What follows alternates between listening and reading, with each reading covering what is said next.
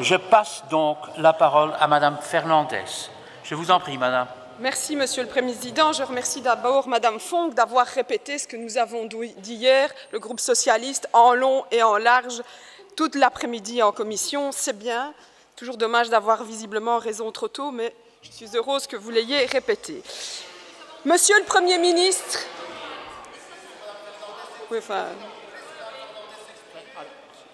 J'écouterai votre réplique. Je propose qu'on écoute Madame Fernandez. Je commencerai mon intervention par une simple question, Monsieur le Premier ministre. Est-ce que vous pouvez répéter aujourd'hui, maintenant, devant cette Assemblée, ce que vous avez dit le 24 septembre à New York? Je peux vous le rappeler, hein. Mon pays signera à Marrakech en décembre le pacte global sur les migrations. Est-ce que, Monsieur le Premier ministre, vous pouvez répéter dans cette Assemblée les mots que vous avez tenus au nom de la Belgique devant l'Assemblée de l'ONU?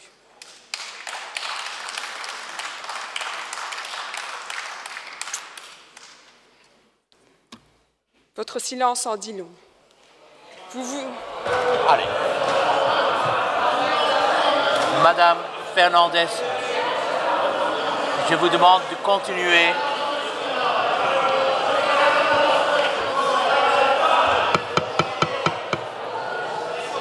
Madame Fernandez, je vous en prie.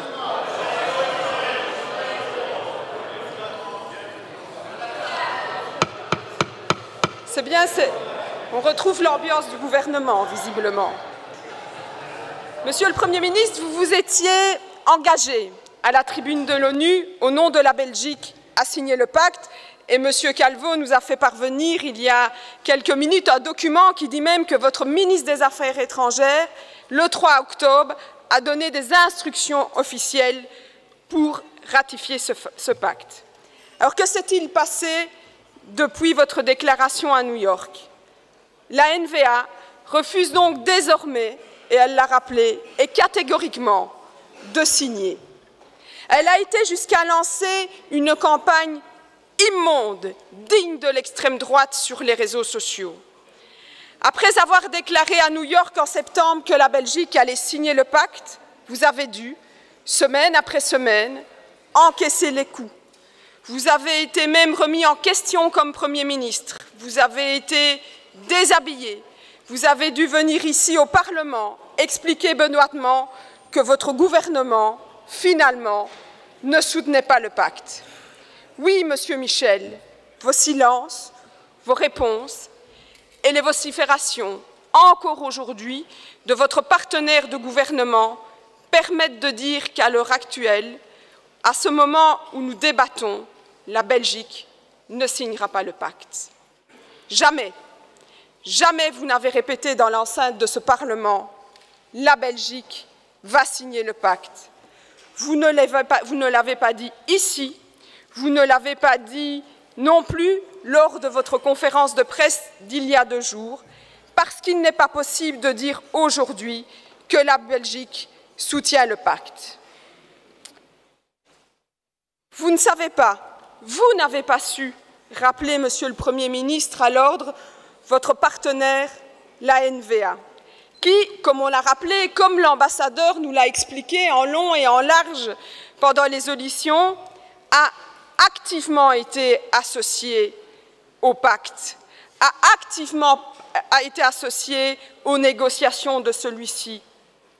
Nous avons entendu de notre ambassadeur expliquer clairement que c'est à la demande de la NVA, de Theo Franken, qu'on est intervenu aux côtés des Danois pour permettre l'enfermement des enfants. Mais que s'est-il passé, Monsieur le Premier ministre, depuis ce 27 septembre? D'abord, l'extrême droite européenne s'est réveillée et s'est emparée du pacte pour souffler ses discours de haine et de peur. Elle a trouvé écho ici, chez nous, en Belgique, avec le Belang et dans votre gouvernement, avec la NVA.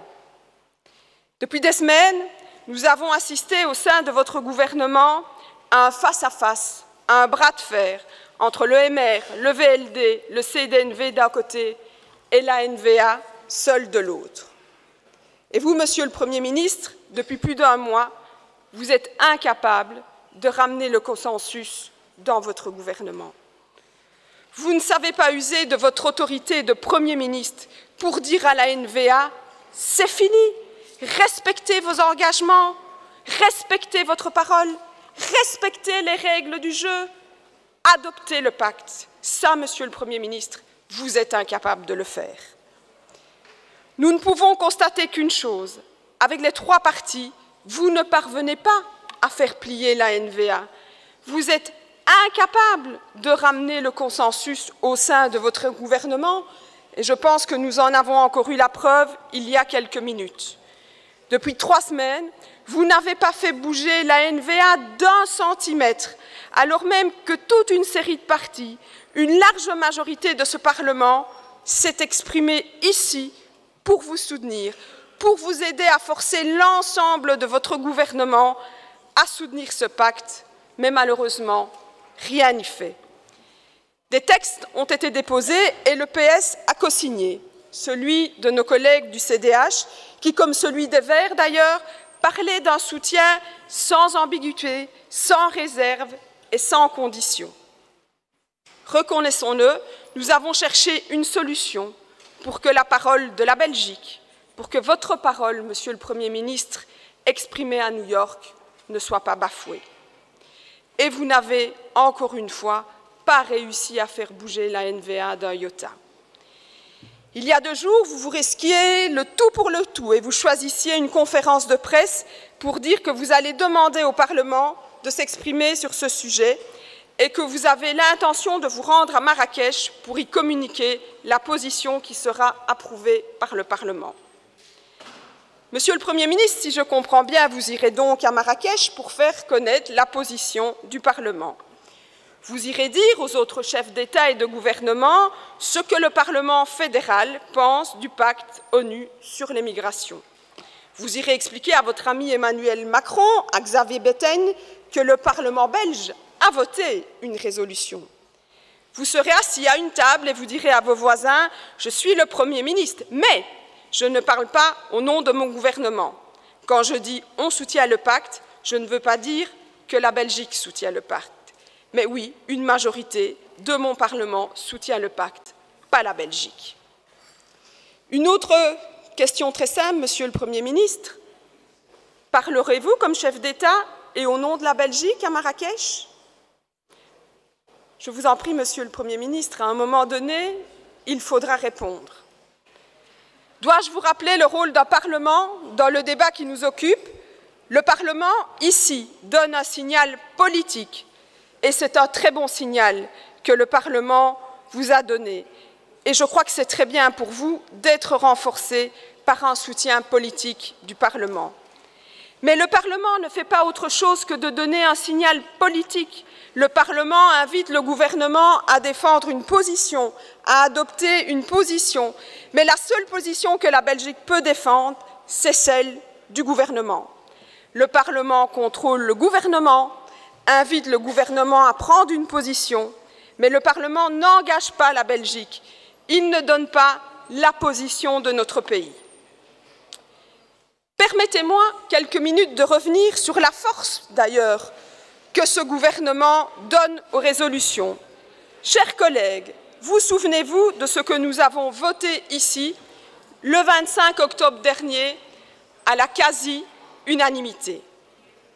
Nous avons demandé de souscrire aux objectifs européens 2030 en matière climatique. Et il y a 2 jours, la Belgique, votre gouvernement, vote contre la directive efficacité énergétique et s'abstient sur les énergies renouvelables. Voilà le soutien que porte, l'attention que porte votre gouvernement aux résolutions. Mais revenons sur le pacte des migrations. Donc vous allez donc parler au nom du Parlement à Marrakech, où les autres chefs d'État s'engagent et engagent leur pays à soutenir le pacte. Que le Premier ministre soit le porte-parole du Parlement, c'est bien, mais qu'il le dise alors clairement. qu'il n'a pas de position de son gouvernement. Autrement, c'est un mépris inédit, à la fois pour nos institutions et notre Constitution, mais c'est aussi très peu respectueux pour les autres chefs d'État et de gouvernement. Mais surtout, quel précédent! Si j'en crois son compte Twitter, pendant que nous débattons ici, Theo Franken participe, lui, à un sommet asile et immigration. Il discute en ce moment avec les Finlandais pour faciliter le rapatriement vers l'Irak et à négocier un accord bilatéral avec l'Italie de Salvini. Et Theo Franken déclare à l'aise, au nom de la Belgique, lui, que votre gouvernement, que notre pays, doit se retirer du pacte. Pendant que vous essayez de faire croire que nous allons signer le pacte, l'ANVA continue de travailler au sein de votre gouvernement et de s'exprimer au nom du gouvernement. Parce que j'imagine bien que M. Franken ne négocie pas en son nom propre un accord avec M. Salvini. Vous essayez de faire croire en allant à Marrakech que vous avez pris votre distance avec l'ANVA, mais vous avez toujours dans votre gouvernement un vice-premier ministre, un ministre de la Défense, un ministre des Finances, de l'Asile, de l'Égalité, des ministres et l'ANVA. Et ils ont remontré ces derniers jours, une fois de plus, leur vrai visage. Cela n'était plus des photos de l'anniversaire de Bob Maass, un collaborateur, des conférences avec Jean-Marie Le Pen, des propos sur la valeur ajoutée de certaines de nos communautés, une photo avec le régime soudanais. C'était une campagne d'affichage que l'extrême droite a applaudi. Une campagne dont De Winter disait « ça pourrait être une campagne du Belang ». Donc, il ne suffit pas d'aller à Marrakech, ça ne résout pas la vraie question de savoir comment allez-vous encore pouvoir travailler, Monsieur le Premier ministre, après ça, avec l'ANVA. Mais revenons aux travaux de ce Parlement. Le texte de base était « Nous soutenons sans réserve le pacte ».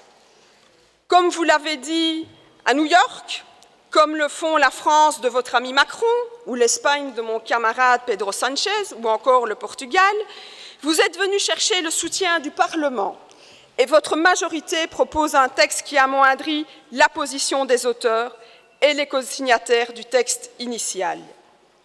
Hier, mon groupe s'est abstenu parce que nous ne voulions pas vous signer un chèque en blanc. Nous n'étions pas hier en commission pour sauver le Premier ministre Michel ou le gouvernement MRNVA. Nous étions là pour soutenir et adhérer au pacte de l'ONU sur les migrations.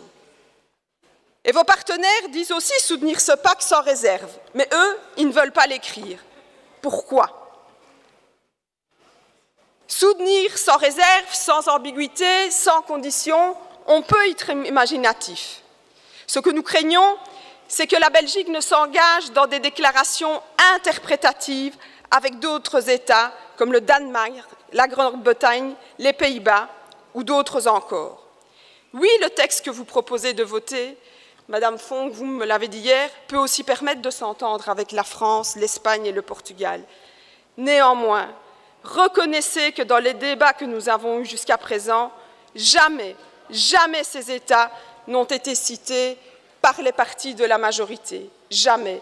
Il suffit de lire la presse. Et la presse du jour est éclairante. Avez-vous lu ce qu'une éminence libérale aurait déclaré à la Libre? Avez-vous lu ce qu'ont en tête les libéraux avec le vote de l'amendement qu'ils proposaient hier? Et je cite. L'adjonction d'une déclaration interprétative permettrait de contrôler la portée du pacte en Belgique. C'est la solution la plus simple, analyse une source libérale, mais on est tout à fait ouvert à ce qu'à la NVA y intègre des éléments. L'idée est que le gouvernement puisse voter valablement ce texte.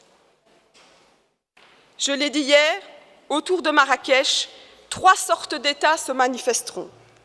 Les États qui soutiennent sans réserve, et nous n'en faisons malheureusement pas partie. Ceux qui s'opposent frontalement, et nous n'en faisons heureusement pas partie. Et puis le ventre mou, la zone grise, ceux qui disent « oui mais ». Et cette résolution nous place dans ce ventre mou, dans cette zone grise, dans celle des incertitudes. Oui, on peut voir le verre à moitié plein ou à moitié vide, mais à voir ce gouvernement, à lire les journaux aujourd'hui, je crains que cela nous place dans le camp du Danemark et d'autres. Le Danemark soutient le pacte, M. Calvo, Mme Font. Soutenir ça, ça ne veut pas dire rallier avec enthousiasme et sans condition, ça veut dire ne pas s'opposer. Mais en même temps, le Danemark veut des quotas pour le regroupement familial. Est-ce que nous voulons prendre aussi ce risque? On peut soutenir et défendre une approche extrêmement restrictive du pacte. Ce groupe d'États, emmené par le Danemark, qui aurait introduit dans le pacte la possibilité d'enfermer des enfants, est-ce que nous voulons prendre le risque de négocier avec eux? L'ambassadeur nous l'a expliqué, que c'est ça qui avait facilité, ça lui avait facilité la vie pour introduire la réserve que la Belgique affichait sur ce point. Monsieur le Premier ministre, solennellement, au nom de mon groupe, je vous l'affirme, engagez-vous aujourd'hui sans réserve à soutenir sans condition, sans ambiguïté le pacte à Marrakech, comme vous l'avez fait à New York. Il vous suffit de répéter ce que vous avez dit devant les Nations Unies et nous soutiendrons sans réserve cette résolution. Dites-nous, je dirai à Marrakech que je soutiens, que le Parlement soutient sans la moindre ambiguïté le pacte que nous voterons et nous voterons cette résolution. Mais si le rendez-vous de Marrakech est important, il y a une autre réunion encore plus importante et c'est celle du 19 décembre à New York. Et là, il ne s'agira pas d'aller faire une petite photo avec Macron, Angela Merkel ou d'autres et d'expliquer ce qui se passe dans les parlements nationaux. Il s'agira d'engager la Belgique et là, il faudra que le gouvernement soutienne le pacte. Nous avons déposé aujourd'hui une résolution qui invite le gouvernement à soutenir le pacte à New York. Nous l'ouvrons à la co-signature et espérons qu'elle pourra compter sur une vraie majorité. Je vous remercie, chers collègues, pour votre attention. Merci, Madame Fernandez.